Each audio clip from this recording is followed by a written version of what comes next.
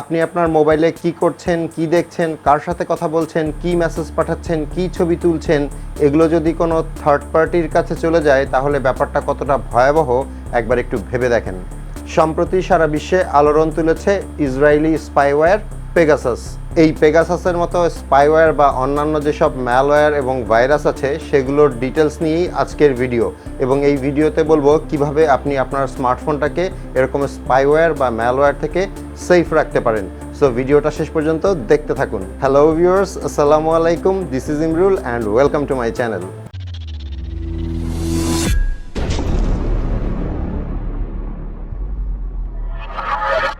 Welcome back. প্রথমেই বলি এই স্পাইওয়্যারগুলোর ক্যাটাগরি সম্পর্কে। এগুলো নর্মালি দুই ধরনের হয়। প্রথমটা হচ্ছে কমার্শিয়াল স্পাইওয়্যার। এই কমার্শিয়াল স্পাইওয়্যার সফটওয়্যার বা অ্যাপ যেটাই বলি না কেন, এটা মূলত ব্যবহার হয় বাচ্চাদের ওপর নজরদারি করার জন্য কিংবা এমপ্লয়ীদের ওপর নজরদারি করার জন্য। আবার কিছু কিছু ক্ষেত্রে কেউ কেউ তার হাজব্যান্ড কিংবা ওয়াইফের ওপর নজরদারি করার জন্য এইসব কমার্শিয়াল স্পাইওয়্যার ব্যবহার করে থাকেন। কমার্শিয়াল স্পাইওয়্যারগুলো যার ফোন বা ডিভাইস আপনি ট্র্যাক বা হ্যাক করতে চাচ্ছেন সেই ডিভাইসে কিন্তু ইনস্টল করে দিতে হয়। মানে দূর থেকে তার ডিভাইস কিংবা মোবাইল না হাত দিয়ে কিন্তু আপনি কাজটা করতে পারবেন না। আর এই স্পাইওয়্যার কেউ যদি আপনার ফোনে ইনস্টল করে দেয় তাহলে কিন্তু আপনার কল রেকর্ডস, কল ডিটেইলস, আপনি কাকে এসএমএস করছেন, কি ছবি তুলছেন, আপনি এখন কোথায় আছেন, কোথায় যাচ্ছেন, এরকম সব কিছু কিন্তু সে দূর থেকে দেখতে পাবে। আর দ্বিতীয় ক্যাটাগরির যে স্পাইওয়্যার বা নজরদারি সফটওয়্যার আছে সেটা হচ্ছে পেগাসাসের মতো অনেক স্ট্রং স্পাইওয়্যার। এরকম স্পাইওয়্যার দূর থেকেই ভিকটিমের ফোন কিংবা ডিভাইসে ইনস্টল করে দেওয়া যায়। আর দূর থেকে যেহেতু এই স্পাইওয়্যার ভিকটিমের ফোন বা ডিভাইসে ইনস্টল করা যায়, তাই যার ফোন হ্যাক হয়েছে সে কিন্তু টেরও পাবে না। সিম্পলি হোয়াটসঅ্যাপে একটা মিস কল থেকেই কিন্তু পেগাসাসের মতো এরকম স্পাইওয়্যার আপনার ফোনে ইনস্টল করে দেওয়া সম্ভব। আর এই পেগাসাস স্পাইওয়্যার দিয়ে কেউ যদি আপনার উপরে নজরদারি করে, মানে আপনার ফোনটা যদি পেগাসাস স্পাইওয়্যার দিয়ে হ্যাক হয়ে যায়, তাহলে সে শুধু আপনার ফোনের সব কিছু দেখতে পাবে এমন কিন্তু না। সে যখন ইচ্ছা তখন আপনার ফোনের মাইক্রোফোন অন করে কিংবা ক্যামেরা অন করে আপনার চারপাশের সাউন্ড এবং ছবি, ভিডিও সবই সে দূর থেকে শুনতে এবং দেখতে পাবে। সো বুঝতেই পারছেন পেগাসাস স্পাইওয়্যার কতটা শক্তিশালী এবং ভয়াবহ। এখন বলবো পেগাসাসের মতো এই স্পাইওয়্যার কিংবা অন্য যেসব স্পাইওয়্যার আছে কিংবা ম্যালওয়্যার আছে সেগুলো থেকে আমাদের স্মার্টফোনটাকে সেফ রাখতে হলে আমাদের কি কি সতর্কতা অবলম্বন করতে হবে এবং কি কি জিনিস মেনে চলতে হবে। এবং ভিডিওর শেষের দিকে বলবো, যদি আপনার মনে হয় এরকম কোনো স্পাইওয়্যার দিয়ে আপনার ফোনটা হ্যাক হয়ে গিয়েছে তাহলে আপনার কি কি করণীয়। বাট তার আগে একটু বলে নিই, আমার এই চ্যানেলে আপনি পাবেন এই ভিডিওটার মতো আরও অনেক ইনফরমেটিভ ভিডিওস এবং মোবাইল রিলেটেড বিভিন্ন রকমের টিপস অ্যান্ড ট্রিক্স। সো আপনি যদি আমার চ্যানেলে নতুন হয়ে থাকেন তাহলে প্লিজ নিচের সাবস্ক্রাইব বাটনটি থেকে সাবস্ক্রাইব করে নিন এবং পাশে থাকা বেল আইকনটি অন করে দিন, তাহলে আমার পরের ভিডিওর নোটিফিকেশনগুলো পেয়ে যাবেন easily. And thank you so much যদি আপনি অলরেডি সাবস্ক্রাইব করে থাকেন। আর এই ভিডিওটা দেখে ভালো লাগলে কিন্তু লাইক মাস্ট। আর এই ভিডিওতে লাইক দেওয়া নিয়ে আরেকটা কথা বলে রাখি, গত 1 মাস ধরে আমি যেটা করছি সেটা হচ্ছে আমার একটা ভিডিও পাবলিশ হওয়ার পরে পরের ভিডিও রেকর্ড হওয়া পর্যন্ত আগের ওই ভিডিওটাতে যত লাইক আসে সেটার 10%-এর সমপরিমাণ টাকা আমি 1 টাকায় আহার নামে একটা প্রতিষ্ঠানকে বিকাশ করে দেই, যারা কিনা গরিব দুঃখীদের বিনামূল্যে খাওয়ায়। এখন আমার এই ভিডিও যখন আমি রেকর্ড করছি তখন আমার আগের ভিডিওটাতে লাইক এসেছিল 3400, যেটার 10% হচ্ছে 340। সো আমি 340 টাকা ওই 1 টাকায় আহার যে প্রতিষ্ঠানটা আছে তাদেরকে বিকাশ করে দিয়েছি। সো আপনারা যদি ভিডিওতে বেশি বেশি লাইক দেন তাহলে কিন্তু টাকার পরিমাণটা বাড়তে থাকবে। ওকে, এখন বলি এসব স্পাইওয়্যার, ম্যালওয়্যার বা ভাইরাস থেকে আপনার স্মার্টফোনটাকে সেফ রাখতে চাইলে কি কি করবেন। প্রথমত, আমাদের মধ্যে অনেকেই আছেন যে আমরা প্লে স্টোরের বাইরে কিছু অ্যাপ ইনস্টল করে থাকি। এখানে একটা বোঝার ব্যাপার আছে, সেটা হচ্ছে সব অ্যাপের কথা কিন্তু আমি বলছি না। কিছু অ্যাপ আছে যেগুলো প্লে স্টোরে আছে, আবার যেটার প্রো ভার্সন হয়তো পেইড, মানে আপনাকে পেমেন্ট করে প্লে স্টোর থেকে কিনতে হবে। সেই অ্যাপটা যখন আমরা থার্ড পার্টি ওয়েবসাইট থেকে ফ্রিতে ডাউনলোড করে ইনস্টল করি সেটা কিন্তু একটু রিস্কি হয়ে যায়, কারণ যে জিনিস প্লে স্টোর থেকে নিতে গেলে আপনাকে পে করে নিতে হচ্ছে সেটা বাইরে থার্ড পার্টির কোনো একটা সাইট আপনাকে ফ্রিতে দিচ্ছে। ফ্রিতে কিন্তু কেউ কিছু দেয় না, সো এটা একটু মাথায় রাখতে হবে।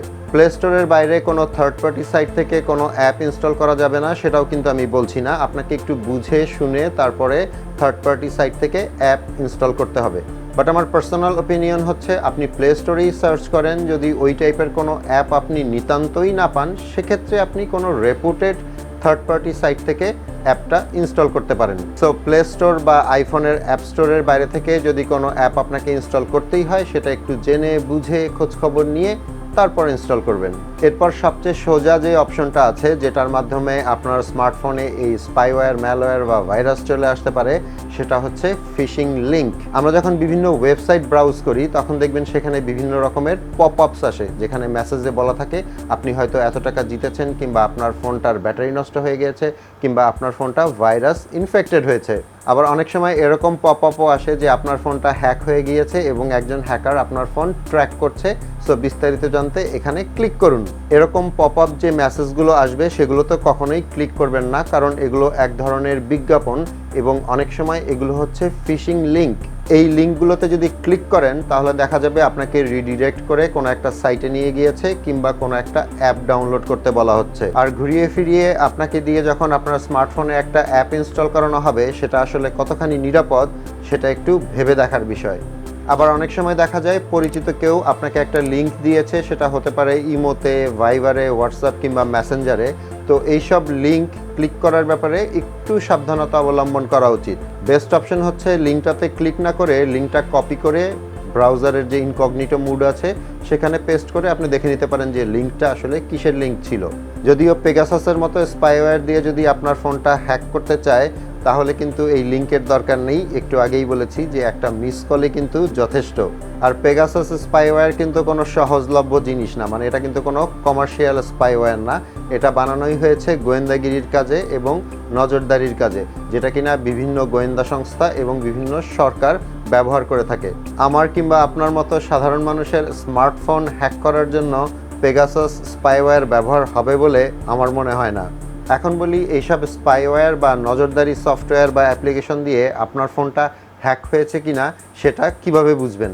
এটা বোঝার জন্য সহজ দুইটা ওয়ে আছে। আমরা নিজেরা কিন্তু সবাই জানি যে আমাদের স্মার্টফোনটা একবার চার্জ দিলে কতক্ষণ চলে, কিংবা আমি যে ডেটা ইউজ করি আমার আসলে কতটুকু ডেটা লাগে। সো কখনো যদি নোটিস করেন যে আপনার ব্যাটারি অস্বাভাবিকভাবে ড্রেইন হয়ে যাচ্ছে, মানে ফোনের চার্জ থাকতেই চাচ্ছে না, এরকম যদি সিচুয়েশন হয় তাহলে বুঝতে হবে সামথিং রং। কারণ হ্যাক হওয়া ফোন মানেই হচ্ছে দূর থেকে একজন হ্যাকার আপনার ফোনটা সবসময় মনিটর করছে। সো আপনার ব্যবহারের বাইরে যখন একজন হ্যাকার দূর থেকে আপনার ফোনটা ব্যবহার করবে তখন স্বাভাবিকভাবেই কিন্তু ফোনের ব্যাটারি বেশি খরচ হবে এবং মোবাইল ডাটাও বেশি ইউজ হবে। এখন এই দুইটা সিমটম দেখা দেওয়া মানে কিন্তু এই না যে আপনার ফোনটা হ্যাক হয়ে গিয়েছে। এরকম হতে পারে যে আপনার ফোনের ব্যাটারিটা উইক হয়ে গিয়েছে, কিংবা আপনি নিজেই হয়তো বেশি মোবাইল ডেটা ইউজ করছেন। সো আপনি নিজে যদি এই দুইটা ব্যাপার একটু ভালো করে খেয়াল করেন তাহলে কিন্তু নিজেই বুঝতে পারবেন যে আপনার ফোনটা হ্যাক হয়েছে কিনা। এখন বলি, হ্যাক যদি হয়েই যায় তাহলে আপনার কি করণীয়। আপনি যদি শিওর থাকেন যে আপনার ফোনটা হ্যাক হয়ে গিয়েছে, কিংবা আপনার সন্দেহ হয় যে আপনার ফোনটা হ্যাক হয়েছে, তাহলে যেটা করতে পারেন ফোনটাকে রিসেট করে নিতে পারেন, বা আমরা যেটাকে বলি ফ্ল্যাশ করা। আপনি ফোনটাকে ফ্ল্যাশ করে নিতে পারেন বা ফ্যাক্টরি রিসেট করে নিতে পারেন। এক্ষেত্রে একটা জিনিস মাথায় রাখতে হবে, যখনই আপনি ফোন রিসেট করবেন তখন কিন্তু ফোনে থাকা আপনার যাবতীয় যত ডকুমেন্টস আছে, যত ভিডিওস, যত ফটোজ আছে সব কিন্তু ডিলিট হয়ে যাবে পার্মানেন্টলি, এবং এগুলো আপনি ফেরত পাবেন না। সো সম্ভব হলে এইসব ফটোজ, ভিডিওস অ্যান্ড ডকুমেন্টসের ব্যাকআপ নিয়ে তারপর ফোনটা রিসেট করবেন। হোপফুলি এই ইনফরমেশনগুলো আপনাদের উপকারে আসবে। ভিডিওটা ভালো লাগলে একটা লাইক করে দিবেন। দেখা হবে পরের ভিডিওতে। সে পর্যন্ত সবাই ভালো থাকবেন। আল্লাহ হাফেজ।